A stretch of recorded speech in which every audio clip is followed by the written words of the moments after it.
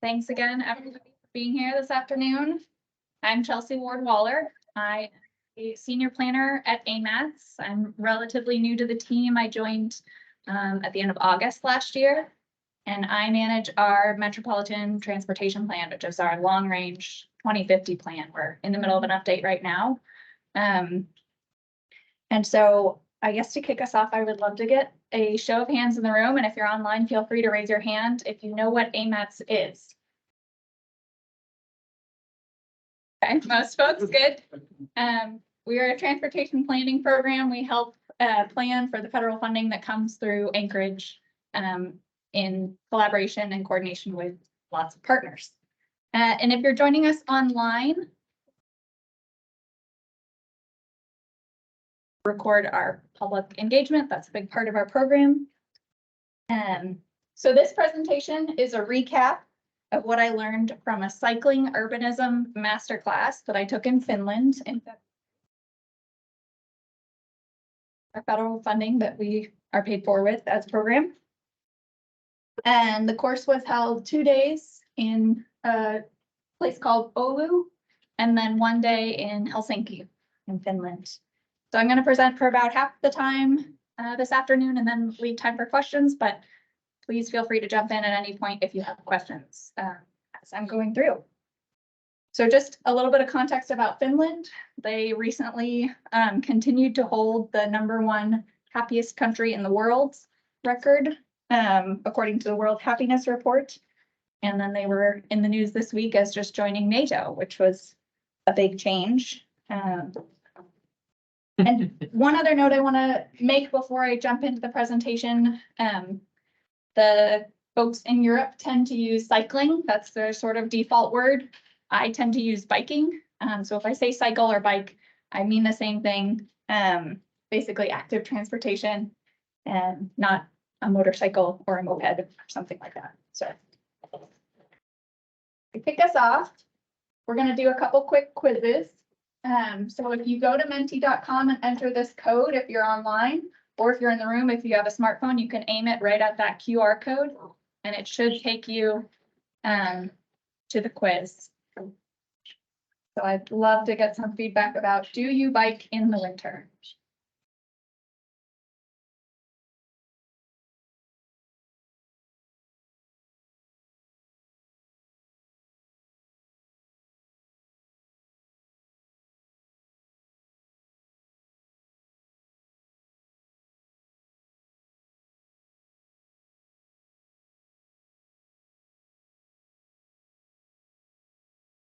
Just one more minute.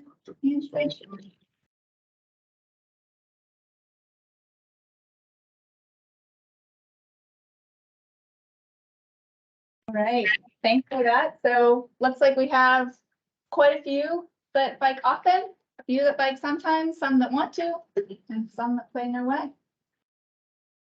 Yeah, go to the next one. And so maybe with that in mind, what keeps you from biking or biking more in the winter? And hopefully that changed on your end.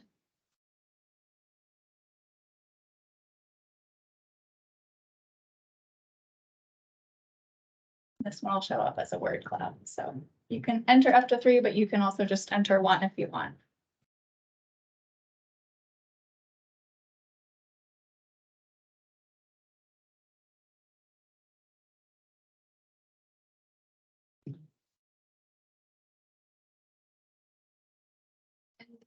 Chelsea, these word clouds too, like, so for the safety one, that's showing up bigger than the other words, that means more people are. Yep. Choosing that one, right? Yep, exactly. So it's as a word cloud, yeah, just as Joni said, the more people that enter the same word, the larger it becomes.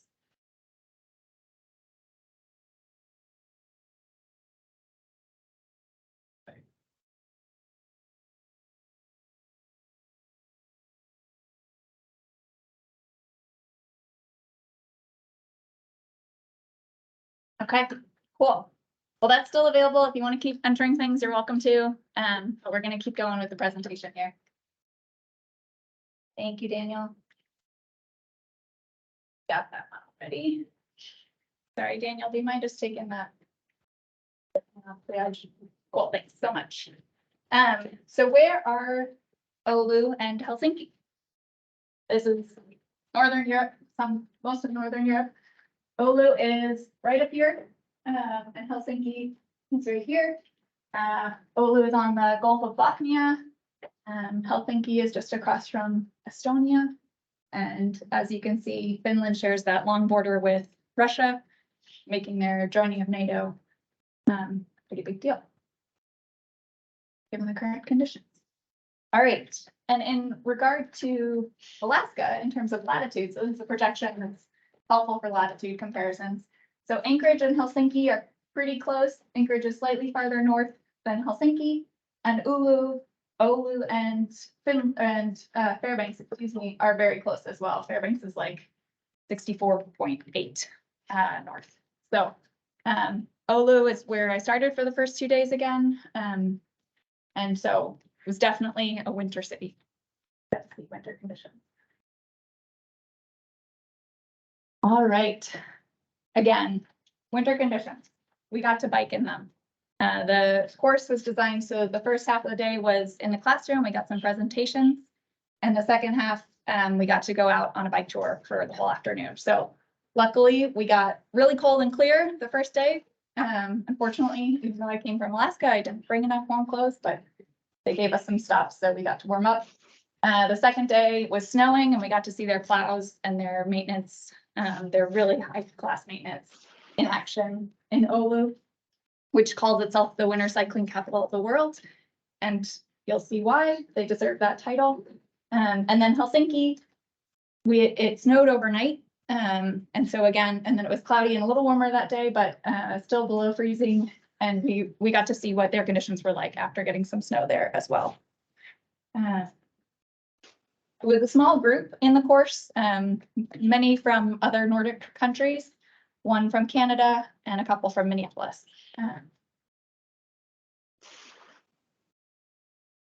All right, so a little more about Oulu. They are slightly smaller than Anchorage. They are a suburban metropolitan area, so it had a very similar feel to Anchorage. There was a somewhat dense downtown, but otherwise it was very spread out. 77% of the residents of Oulu cycle sometimes, 42% cycle weekly, 18% of all trips in the region are done by bike, and 22% in the inner city. And then lots and lots of kids bike to school. So 40% of trips to school are by bike in Oulu, and most of those trips are less than 2 miles on average. Okay, a little more about Oulu and how they came to become the winter cycling capital of the world. In the 60s and 70s, they attribute sort of this momentum that they have now to a traffic engineer that was really focused on biking and walking at that time. So they have a long history of being really focused on this. That traffic engineer did try to create a pedestrian city in their city center, or excuse me, a pedestrian street in their city center in the late 60s, which wasn't successful. But because of that effort, when they tried again 20 years later, it was successful. So it did depend on that initial effort. And then also starting way back in 1971, there's bike and walk master plan called for separating facilities, which today is a best practice around the world. They also described that in their word, the automobilization of their region was somewhat delayed in the 70s and 80s due to the war, due to World War II, and perhaps also the Cold War. So they thought maybe that also helped them sort of boost their biking and walking infrastructure when folks weren't as car-centric at that point in time. And then they highlighted that in the 60s, some of the network that they have today is the original asphalt or the original pavement that was put in the 1960s. So biking and walking infrastructure can last a really long time. People biking and walking are not hard on infrastructure if it's done well and designed well and installed well. They also flagged that this 10% mode share, so once 10% of people were biking or as their primary mode of transportation, that was a big tipping point for them to really help get momentum to increase their biking and walking infrastructure.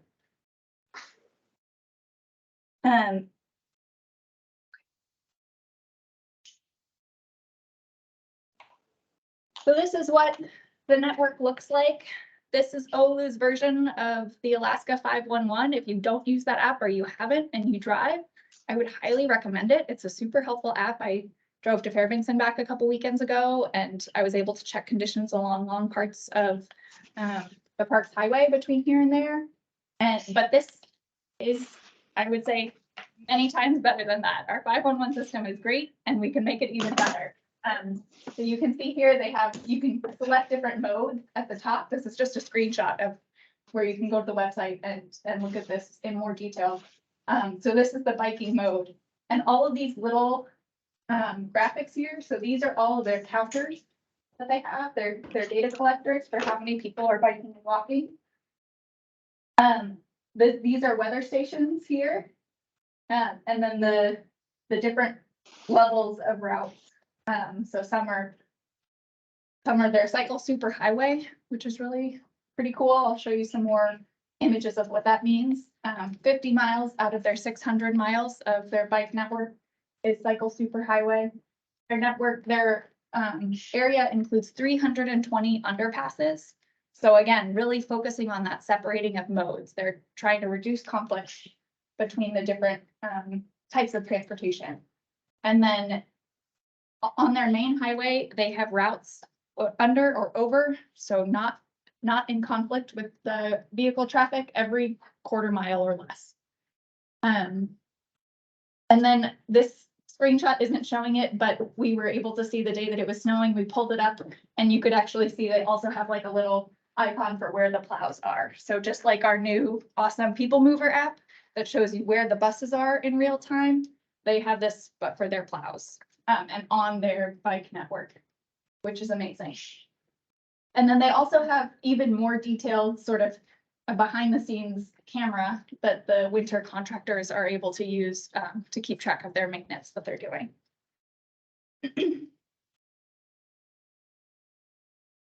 Okay, so I mentioned a cycle superhighway, about 50 miles out of their 600-mile network. This is what a cycle superhighway looks like. The reason these numbers are kind of funny is because they're in metric normally, and I just tried to translate it to make it as clear as possible for folks. But you can see it's a very comfortable looking route. And their priority is to make facilities fast, easy, and comfortable, and also make sure that people feel that they're that way. One thing for the designer to think that, the engineer, and the construction folks to think that, it's another, or the planners, it's another thing for the people using the system should feel that way. Again, as I might already sound like a broken record, their default is to separate the modes. Even on this, they're making it very clear that the people on bikes are going on this side and the people walking are going on this side. The reason they don't have a curb there is to make it easier for winter maintenance. So that in the winter, it's all maintained together. And if there were a curb there, the plow might have some more challenges. And if in the few places where this runs or other bike routes run parallel to a vehicle lane, they do separate it with a green stripe, a wide green lane that then becomes snow storage in the winter. So they still have separation even when it runs parallel to vehicles. Just a question. Yeah. Do you know if this is painted or is it colored asphalt? I could check with them. I don't know. I want to say colored asphalt, but yeah, I could double check. And then the other thing I want to highlight in this image is that all their routes are lighted. So you'll see lots and lots of lights, and I'll cover that again. Okay, so this is a quick little clip of how it feels to ride on a cycle superhighway in the winter.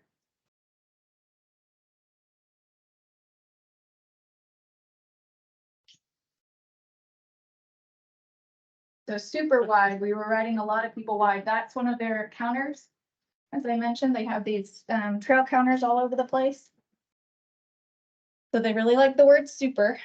They also have super maintenance class. not only do they have cycle superhighway, but then they have a super maintenance class. And so this was, and most of their, or maybe all of their cycle superhighway is also super maintenance class. And so those are that's basically their priority route that they maintain as fast as possible before they get to their other routes. They really highlighted to us that there's no condition when it's impossible to cycle. It's just the only reason why you wouldn't be able to cycle is due to bad maintenance. And that was their words. So that fast, easy, and comfortable sort of mantra that they had can equal maintenance, maintenance, maintenance.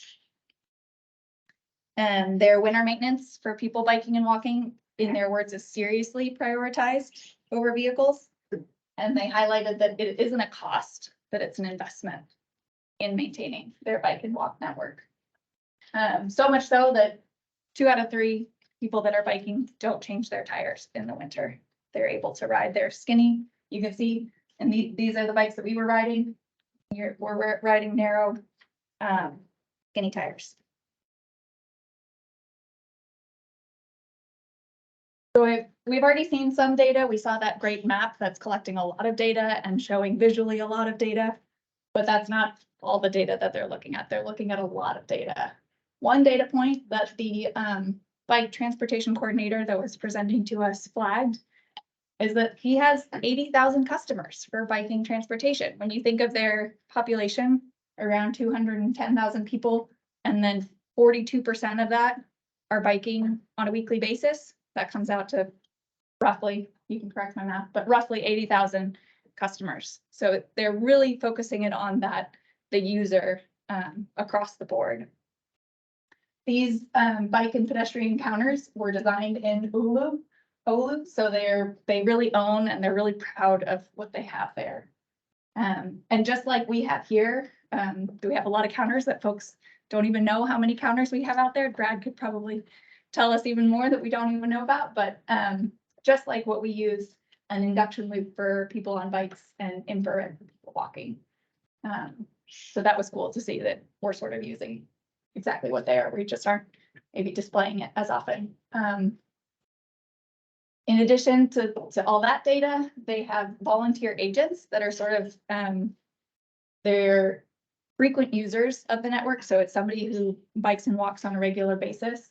And those folks are tasked with regularly reporting on the quality of the conditions out there. So not only do they have their weather stations that are telling them what the conditions look like, they have videos reporting, cameras reporting what the conditions look like. They even have lasers around their system that measure the snow depth because they can't let any accumulate. Once it's been plowed, it needs to be plowed right down to the surface.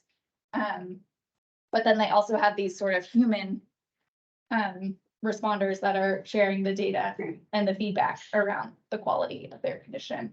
And then they also do direct customer feedback as well. So their maintenance is done by contractors and it's required in their contract to collect customer feedback 3 times a winter, where they do sort of like a pop-up along the side of a route and get folks feedback as they're out on their commutes or their rides. So lots and lots of different ways to collect data. And they really are planning for all conditions. You know, they're as farther north than Fairbanks. They have dark, cold winters. It was 5 degrees the first day we were there in February. So they, as I pointed out previously, they have lights everywhere. You can see this route here. It's very bright. I had the great fortune of taking the train from Helsinki to Oulu and Oulu back to Helsinki at night. And they have routes all across the country and they're all lit. You can see them running along the train tracks very frequently. So it was really, really impressive to see all the lighting that they really invested. And then they also, they go to these great lengths to make it, for all these different conditions. Remember how it was painted in the summer? Well, you can't see the paint, even though you could see the surface of the route right underneath there. It's still covered. There is a very slight layer of snow, but you want to help people remember that they're walking on one side and biking on the other. And one person said, well, it must be incredibly expensive to include those projectors. And they said, well, it's 2,000 euros, but we're already spending 50,000 euros to light a kilometer. So what's 2,000 euros?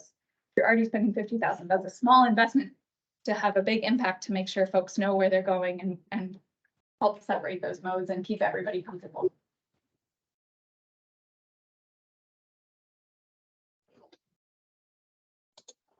So these are the tractors that are maintaining their system.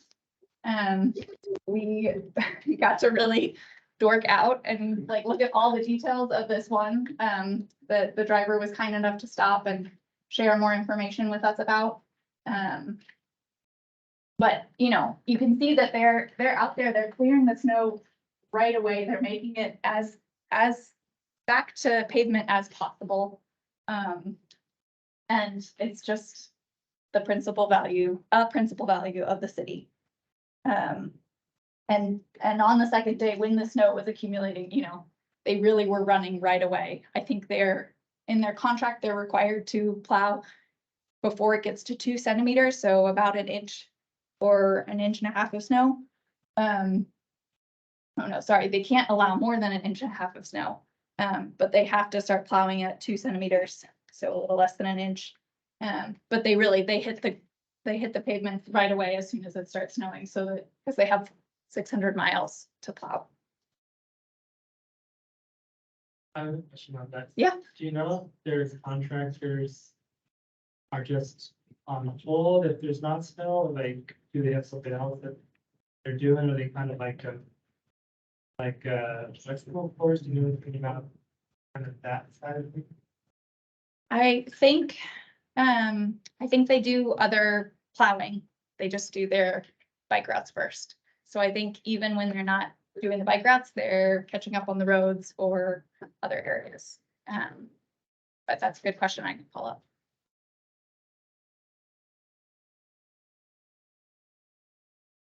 Okay, so Oulu didn't start out with perfect winter maintenance. They had a lot of lessons learned that they shared with us.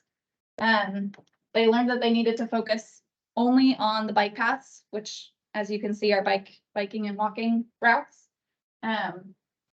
They needed to hide their administrative borders. So it's not just like here, it's not just one government agency that owns all the routes, right? Some of them are along the state highway, which they call it state highway, which is, I believe, their federal level.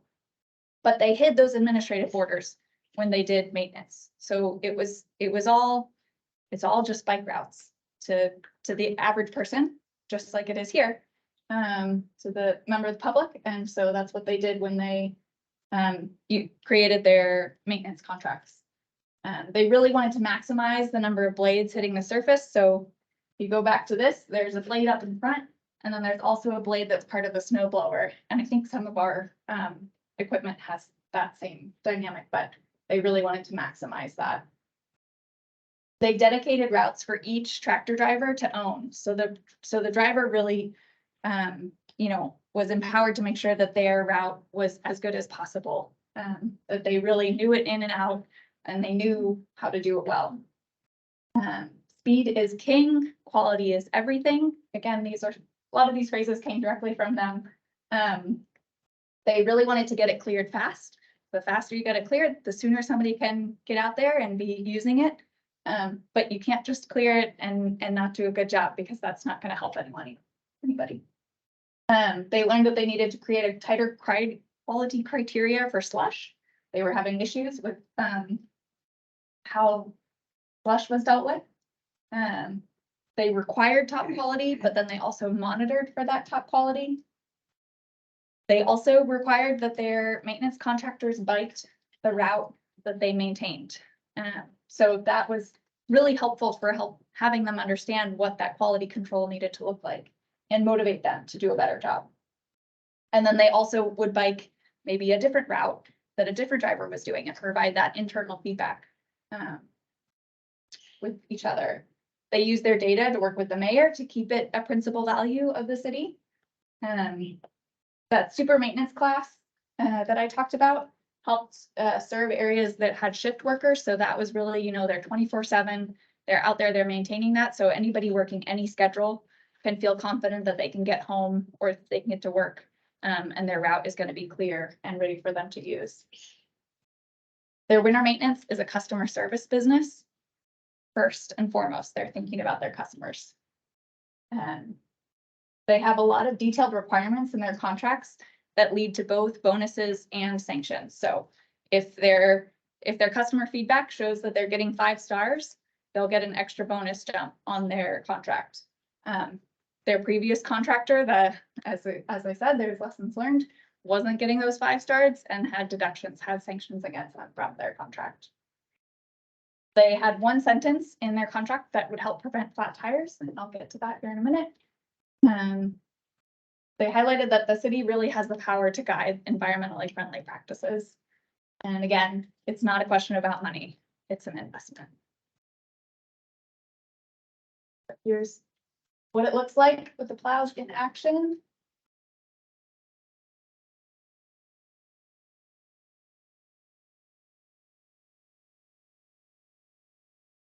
Speed is king, quality is everything. These are all folks in our class, so they're not stopping because the plow was intimidating them. They're stopping because we were so amazed with the plow. And it takes, I wanted to flag that it takes multiple passes of the plow to clear that whole path. So they also have to go fast because the paths are so wide. Their plows aren't the width of the path. Otherwise, people wouldn't be able to bike by while they're plowing. But they still have to plow that path quickly and well.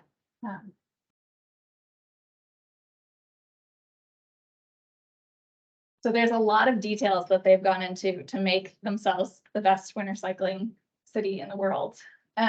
Some of these details are these tiny grooves on their plow blades, which create, you can see this is a footprint right here. Hopefully you can somewhat see that. So they're not deep grooves. They're not wide grooves that a tire would get stuck in. They're grooves that don't allow for a smooth surface that would in ice make it impossible to ride without studded tires or without, a lot of comfort in your riding ability, technical ability. So that was one thing that they learned. It was pretty crazy. They preheat their gravel so that when it's windy outside, the gravel doesn't blow away. The one sentence that they learned that can prevent flat tires is no sharp grains. Originally, their contractor was throwing out grains that were really gravel that was really sharp and was creating a lot of flat tires. So they had to fix that sentence in their contract. And then also drainage. They really design very carefully around drainage. Not only, as you can see, there's not much snow accumulation, so it's not going to be very wet when it melts, but also they're thinking so much about drainage that when it melts, the paths are dry and clear, regardless, that it's not melting across the path or anything like that. Do you know how many inches of snow they get, a year? How much snow? Not off the top of my head, but you can see there is a decent amount that they've plowed on the side here. Not like what we've gotten so far this year, but I think they do get quite a bit. And do you know where that 1.5 or the 2 centimeters, like how many shows that? I think they chose it because that's, between 2 and 4 centimeters is where it's still rideable if you're using a skinny tire bike. But I don't know specifically what led to that determination.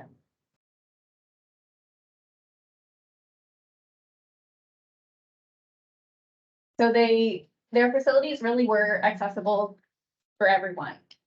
These 3 pictures are 3 different bike parking areas for one school. And there's one more bike parking area that I didn't get a picture of for this school. You can see kids are biking in the winter. Not only does their data point show that, but we saw it in action. I also wanted to flag here, some kid is also skiing to school. Regarding the biking to school, did they provide bus service at their schools or are they walking schools? I guess, is there an alternative?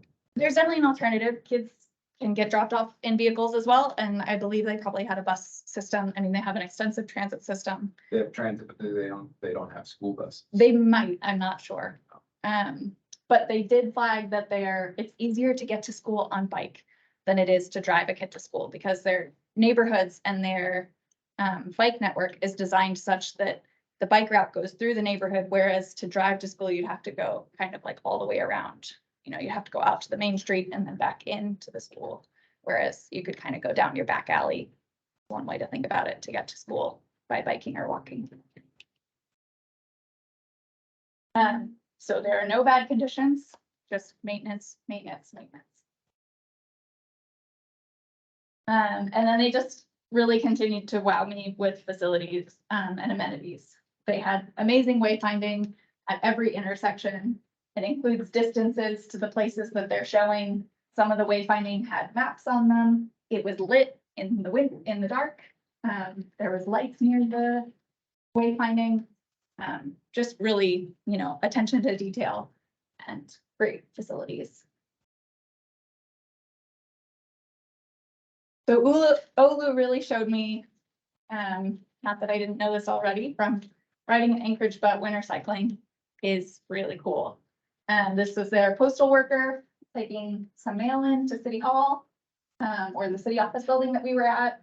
This was part of their parking garage at their city office building that was underground, that had e-bikes available for staff to borrow if they wanted to, and we were able to use when we were there for our bike tours. So kid biking home with his skis. There were also ski trails that would run parallel to these plowed bike trails. And then there were like similar to Anchorage, there were ski areas that had more trails, but lots of ski trails right in town, just like we have, but they were separate. Again, keeping the modes separate. They were separate from the bike and walk paths. And then the last picture is just really cool. This is the Gulf of Bothnia, the sea ice that develops in the winter. There's sort of, that isn't city or state plowed. That's just sort of like a rogue community that like plows this cool connection between the airport and the downtown area. And you can skate on it, you can bike on it. But it was, and then you could ski parallel to it, but pretty cool to bike on the sea ice. Way, way far north. Okay, and now we're gonna head south to Helsinki. Try to pick up my pace a little bit so we have time for questions.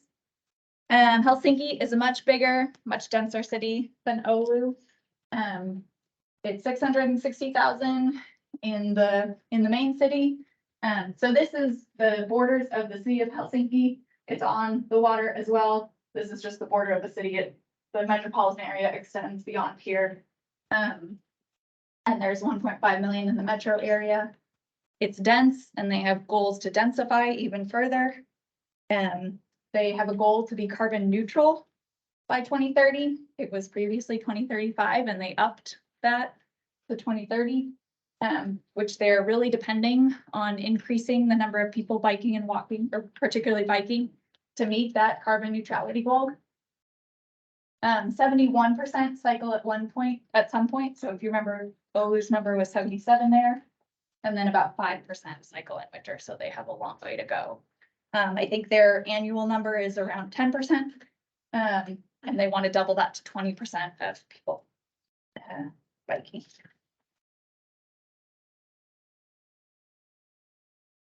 They really made a big deal, more than Oulu, that the connection to traffic safety and how important it is to reduce serious injuries and fatalities.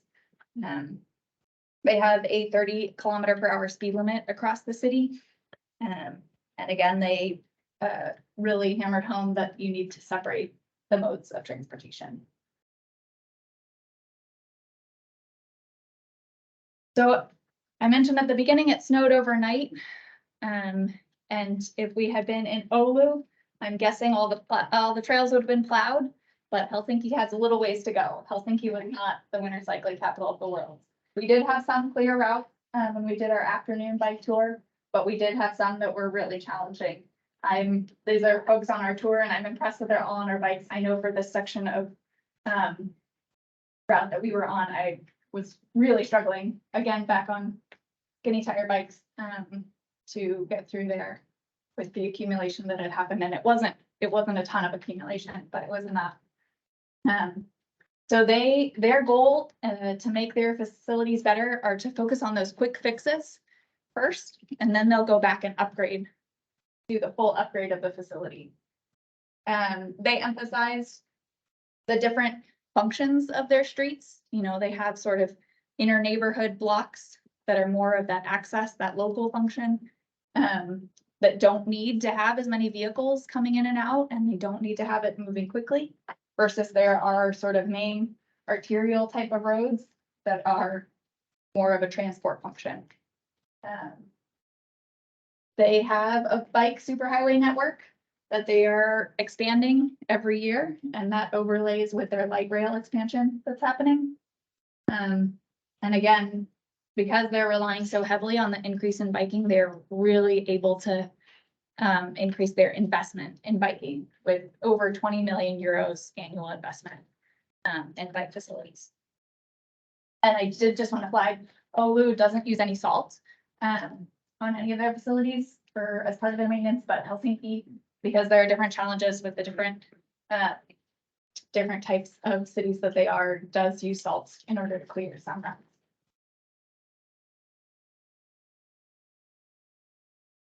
So a few more photos of what it was like to bike around Helsinki that day. You can see again, some in this middle picture are not quite as nice for biking. I'm impressed that this person is up on their bike, but some of them were great.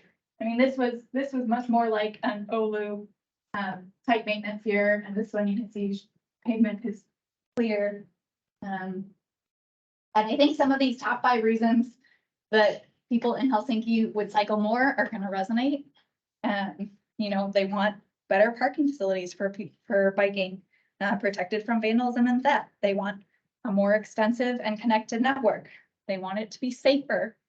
Helsinki hasn't had traffic fatalities for people biking and walking in a couple years, but they still want it to be safer. It still doesn't feel safe all the time. They want cyclists better addressed at intersections. That was a clear conflict point that they wanted dealt with. And then as they're building out this extensive network, construction is a big deal. And so figuring out how to still accommodate folks and help them be able to bike through the construction was another one. So this was one of the examples of Helsinki investing in their biking and walking infrastructure. This was a bike parking garage in, I think it's like the largest mall in the Nordic countries or something like that. But it's also a train station. A lot of people but coming and going regardless. Amazing amount of bikes that they can fit in here, but yet they still have opportunities to park your cargo bike. It comes with an opportunity to clean your bike and a tool station.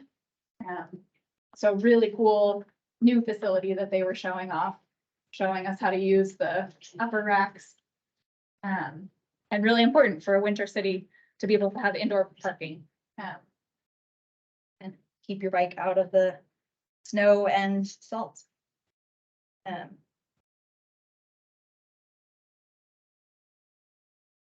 So the officials that we met with in Helsinki really covered the return on investment of the bicycle. So, you know, not only are they really counting on more people biking to meet that carbon neutrality goal, but they can show that there's a huge return on investment to invest in bike facilities, that it just makes a really big difference, not only for improving in mobility and physical inactivity, which are costing Finland 3.2 billion annually. But then you also get time savings and environmental benefits. You reduce your crashes, which are expensive. We know that BOP crashes are expensive. We know that maintenance is expensive. It doesn't cost as much to maintain bike facilities. And they were able to do cost benefit analysis for individual projects, as well as the network as a whole. And one corridor that I gave as an example was a 3.6 times benefit when they increased the biking infrastructure on that corridor that they were working on. And they did, some of their analysis came from the Bikeonomics, which is a book published in 2016. And then some of their analysis also came from the World Health Organization Health Economic Assessment Tool for walking and cycling, which is at walkingandcycling.org. And I did a little bit of playing around with it. I don't think I have enough of an economics background, but I would love to dive into it more with anybody going forward. Anyone's interested in doing more. So they saw an 8 times return on investment for every euro that they spent on biking and walking infrastructure, which means that the more they invest in biking and walking infrastructure, the larger their return on investment. Okay. This is a different code. So you'll have to either retake the picture or enter a new code. That's the end of my portion here. I would love to hear what winter cycling best practices do you want to see in Anchorage?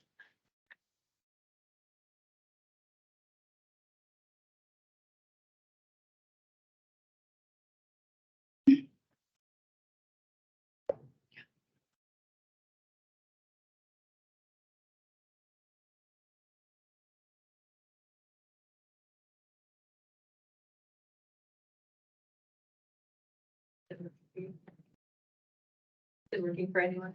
Okay.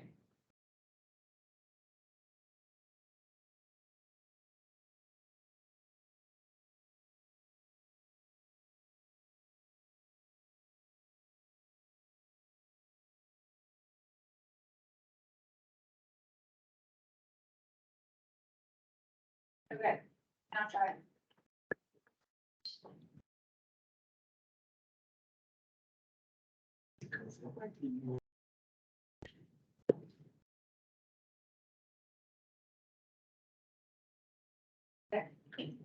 That's what makes. Yeah, sorry about that.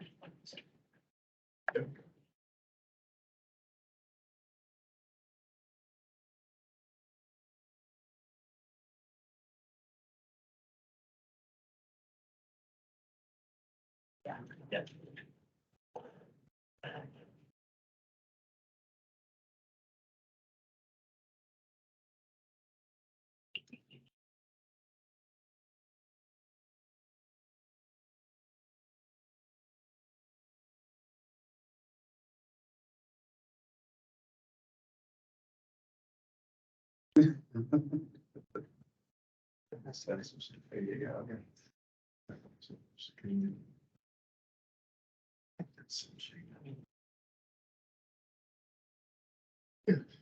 Here.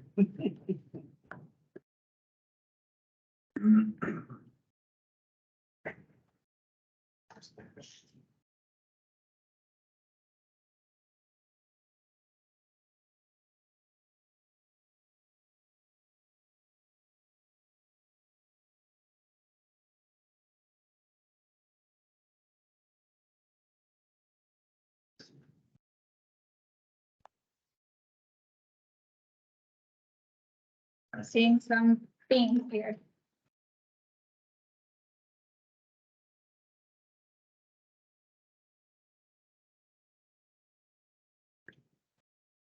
Nice. Okay, I'm not gonna close out, you can keep providing answers, but I'm just gonna finish up the last couple slides here. So some of the things that I think we could do, I really appreciate you all providing your feedback. That's really helpful and that will be captured. And you can go and look at those, that is still live. So some of the things that I think Anchorage could consider, you know, we need to make it more of a policy priority. Winter maintenance, good winter maintenance is a policy priority for Oulu, and you can see it every day. You can see it when it's snowing, you can see it when it's not. We could better connect our work to climate action and traffic safety. We have a climate action plan from 2019. AMADS is going to start up a climate action plan focused on transportation here towards the end of the summer.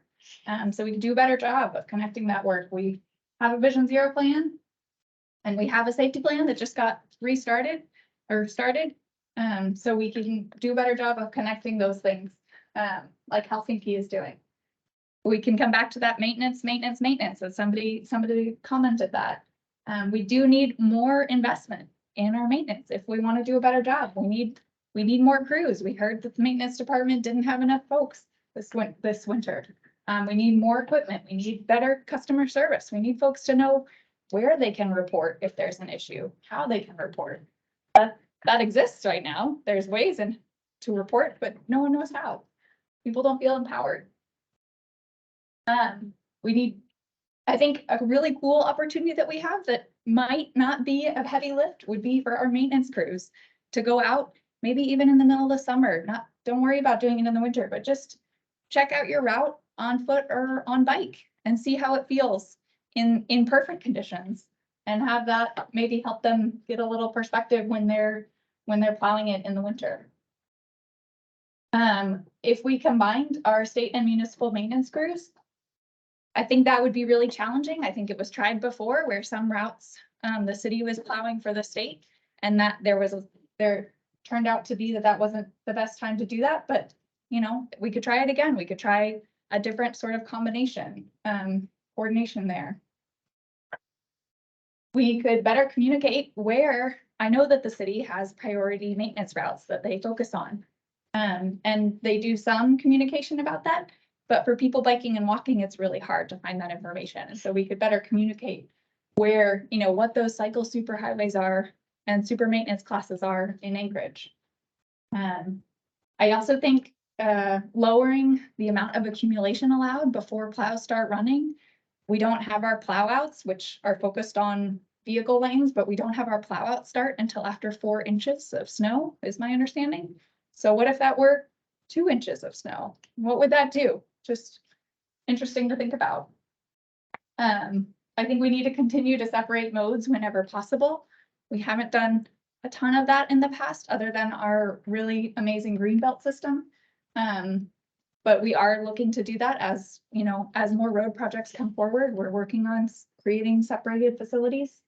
We need to reduce vehicle speeds. We know that speed kills. That is a major issue, and thinking about people feeling comfortable biking and walking. We need to do more data collection, or we could do more data collection on people biking and walking. Again, we have really great data analysis on our trail system. We have counters all around our trail system as the coastal Chester Creek and Campbell Creek trails were being upgraded. They got many trail counters throughout them, but we need some on roads. Where are people biking and walking on our roads? And then, of course, as I think probably most folks have witnessed in the last several weeks, we need to improve our drainage. So that's all for me. Thank you so much for listening and engaging. And I'm happy to take some questions. We are launching a new public input platform. We would love it if you are interested in getting more involved with AMATS. One more QR code here, or you can text AMATS and get a little quiz and get signed up to help us better understand how to connect with you.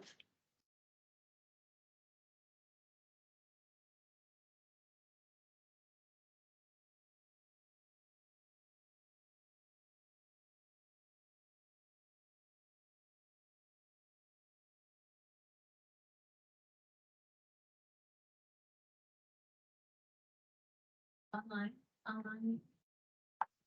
No, I love it, and my main question would be to how do we help facilitate that process of bringing maintenance in to be a bigger part of the discussion, because I know we keep trying but it doesn't seem like we've succeeded yet. So, but I think this is all really good in getting us to that point, and I'd love to see. So I don't know if anyone else has any ideas, but it'd be great to see maintenance be a key player in this, the upside of the park, so. Yeah, there was just a kickoff meeting this morning. Well, not kickoff, kind of discussing the scope of the right-of-way management study. That is addressing, you know, just saying. So I think that would be like good. Oh, yes, I really think it's all that. I don't think they mind me saying that one of the key things they said is that there appears to be a disconnect between what they're tasked to do, and what the public wants them to do. And so I think in this case, she said there was a 1.5 inches, it needed to be cleared. And right now with our maintenance, you know, they have what they're being tasked to do. So I think just clarifying.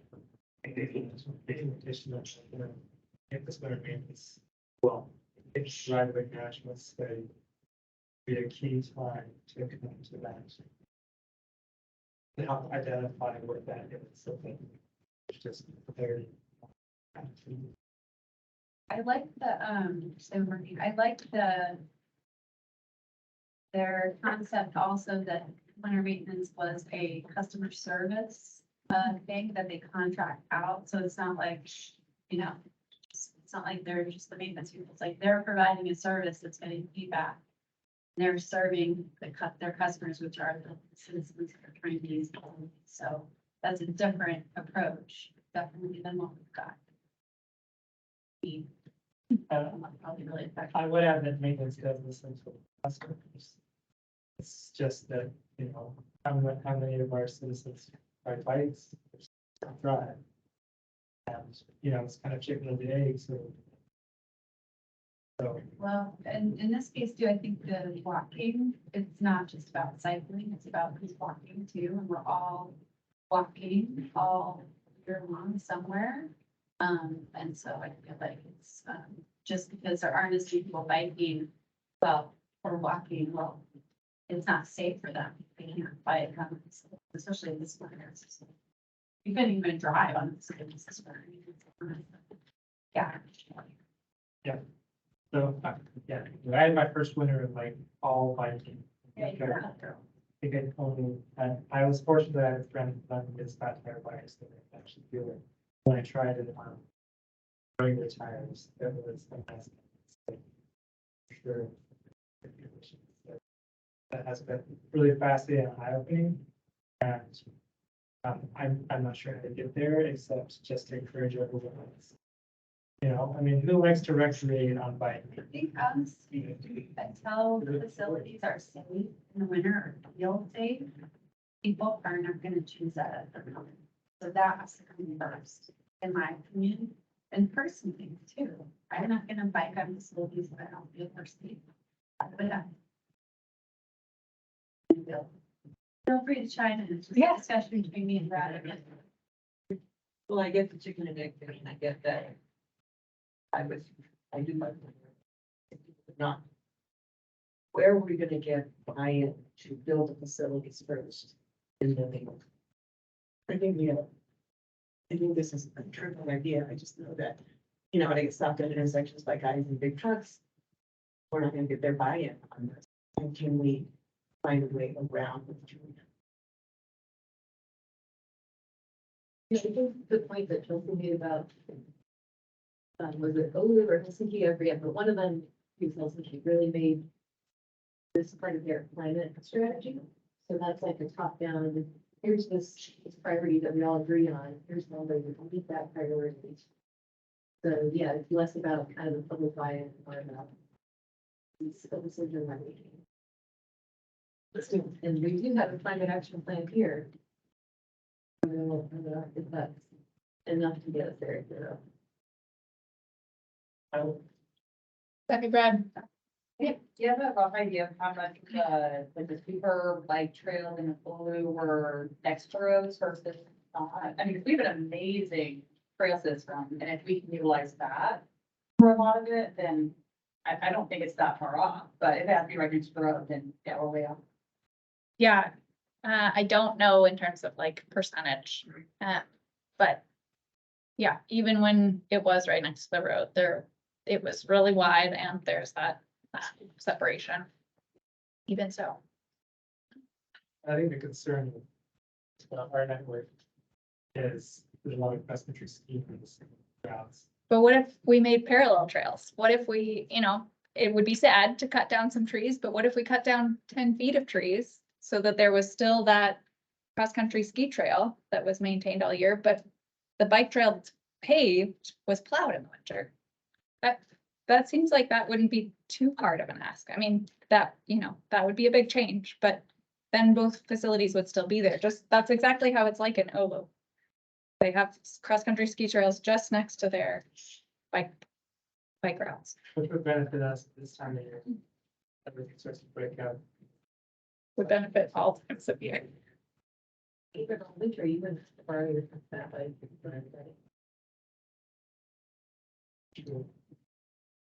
And I stole that idea from Brian Lindemann, so I can't take credit for that. Does Anchorage have a plan? Because it seems like in order to access a lot of the green belts that we have, or to like connect to the Coastal Trail or the Chester Creek Trail or whatever, that last 400 feet from the parking lot to the actual trail can be hellacious and absolute deterrent when you're going from this little single file footpath that you can barely stay balanced on. Does that usually fall under the city's responsibility to clear those, the parks, or the Parks and Rec to do that? Like, where do we contact people to say like, this is great, except for the last half mile to try to get to the trail, there's no way for me to feasibly do that. I think if you're thinking about the greenbelt trails, those connections are probably generally Parks and Rec. But I think that issue, from my perspective, comes back to, we also have roads that are plowed by the state and plowed by the muni. And then we have the trails that are maintained by Parks and Rec and the Nordic Ski Association. And so how do we sort of simplify some of these so that there's one group to go to ask these questions? And did that carry over from Oulu to Helsinki as well? So I think you mentioned Oulu, they made a point of trying to desegregate those roads from state versus municipality. Did that carry down to Helsinki as well too? I'm not sure off the top of my head. I think Helsinki just had sort of like one organization that was managing the winter maintenance, but I'm not, they didn't highlight that as much as they did in Oulu.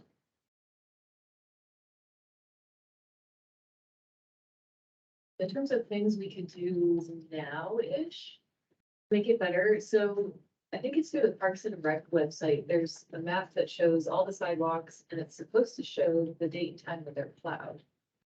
Which would be huge if that was actually done, because then I can look at the map, say, oh yeah, I can get to the grocery store on my bike right now. And I think that, like, that uncertainty is a real barrier for a lot of people, like, I don't know what it's like, so I'm just gonna drive. But I haven't seen it updated in real time. Like maybe they batch update it a week later or something. So I don't know who, maybe, I don't know if Parks and Rec maintains the data or if they're just providing a portal, or who talked about that. I think the data is street maintenance, except for the downtown area that Parks and Rec helps maintain. That's correct. And we have some Parks and Rec people that might know more detail than I do. Right.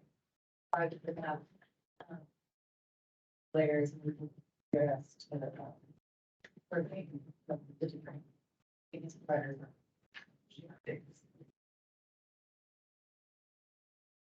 Sure. Yeah, and then there's also the community map, which I guess shows the priorities for the sidewalks, which is 2 or 3 tiers. And then yes or no, have they been plowed? That's a lot less helpful because like, yes, it's been plowed 3 weeks ago, but that's not, over plowed. And that one was also not being updated, even just a yes or no. So yeah, I think there's real potential there, and that could really be a game changer with a relatively small bit. Sure. And we're at 101. I want to see if there's anybody online, but if you have something scheduled at 1, I just want to be mindful of folks' time. Any questions online? Cool. Great. Thank you, everybody. I'm happy to answer any other questions. I don't have anything directly after this, but just. Thank you. Appreciate it. Thank you.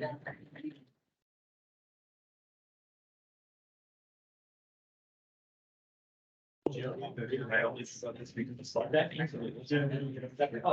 Periodically log in.